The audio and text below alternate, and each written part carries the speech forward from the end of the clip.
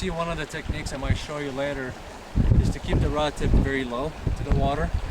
And that's a technique for manipulating the fly so that my fly can stay under the surface. But it can also help you with casting, if you're casting like that. Now the wind died down, which is good. There's something, like a lot of people, and after you cast, I should say, of course, if you have the rod tip high, it's going to blow on the line. But if you keep your, if you cast where you want to, you keep your rod tip kind of in the water, then you might have a little bit of drag in there perhaps with the water, but you're not going to have the wind blowing it completely out. So, that's another thing to keep in mind.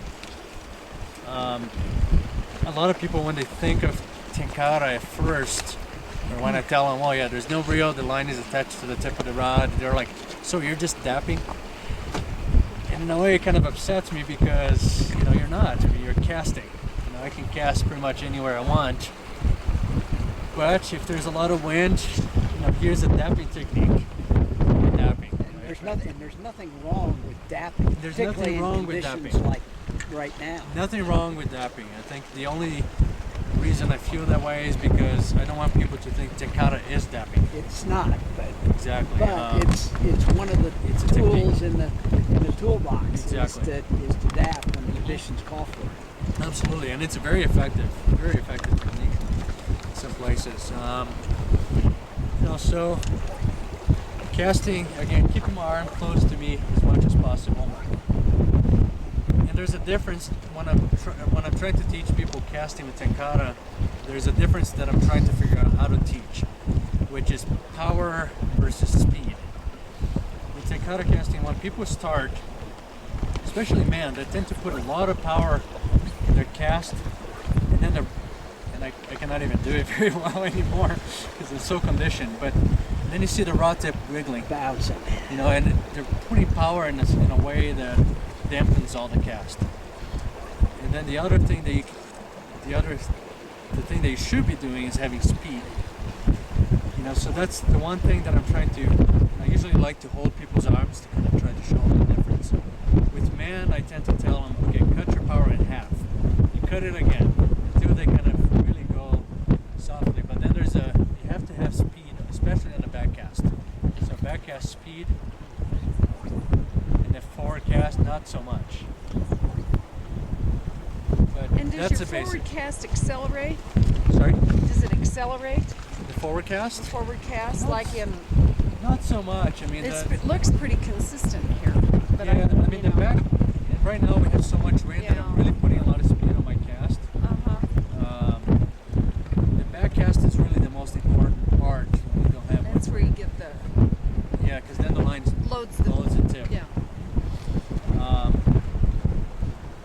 But so that's kind of it for casting. And you can see, even with the wind, I'm kind of casting almost against it, and I can get like 80% of my cast kind of where I want it.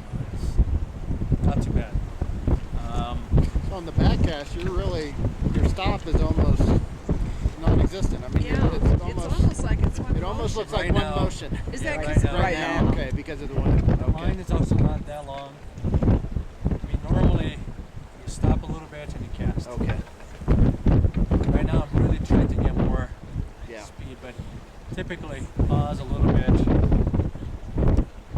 The pause is not very long, of course. The longer the line, maybe a little bit longer pause. But the speed is kind of key, I think. Maybe later on we might be able to find a place where I can show you how to cast 20 feet of line if you're interested in learning that. I really like casting the longer line, fishing like larger streams, even like Boulder Creek, when it has a little bit more water. Use 20 feet of line. All of a sudden you're showing to Western fly anglers particularly things that are impossible to do with a Western fly rod. So you have 20 feet of line, I'm here, there's a current in there, and I can cast on the other side of the current, keep my line off the water, completely off the water, almost. Can't show it very well, but that's kind of what it looks like. The line is off the water. And you do that so the fish can't see you? Is that mostly so that, okay, so let's say we have that pool on the other side of current. Yeah. if I can keep my line off the water, Yeah. there's no drag. My fly can stay in place, for a couple seconds, coming kind of naturally with the drift.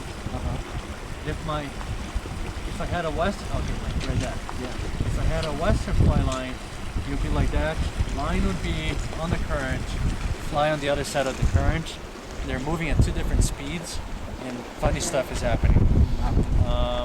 So when I show western fly anglers like places with big current and the pools on the other side, I can cast and keep it there, and it's impossible to do with the western fly rod because the line is going to fall in there.